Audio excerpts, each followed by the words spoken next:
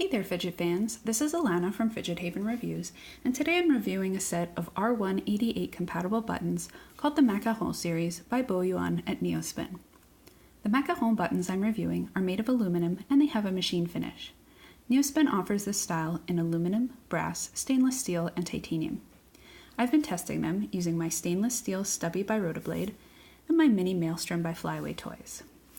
Now when I opened the package, the first thing that I noticed was just how light these buttons are. I put them on my scale and they came up to 4 grams. I've been using my stubby buttons and my mini Falcon buttons, which are also made by Flyaway Toys, for comparison purposes. They weigh in at 11 grams and 20 grams respectively. As you can see, the Macaron buttons are threaded. One of the observations that I've made is that the post with the threading happens to be a little bit shorter than those I'm comparing it to. Please note this doesn't affect them negatively whatsoever, it's just an observation. Another observation that I've made is that the threading happens to line up perfectly with the Rotoblade stubby buttons. I actually put it on my spinner like this just to test it out, and it worked just as flawlessly as if the buttons were matching. Now the diameter on the Macaron buttons is 19 millimeters. Comparatively, the stubby buttons are 20 millimeters and the mini Falcon buttons are 21.1 millimeters. I feel that these buttons are considered small, and I think that they'd probably be a little bit better suited to women and children, though they would be fine with somebody with average hands. The Macaron buttons are flat, and they have a raised rim around the edge. They're created like this in an effort to hug your fingers. I find that it creates a really nice aesthetic. The buttons, while smooth, don't appear slippery to me at all. I believe that this is a positive byproduct of the raised lip. However, I think it's worth noting that I find that the lip is mildly uncomfortable after long periods of use.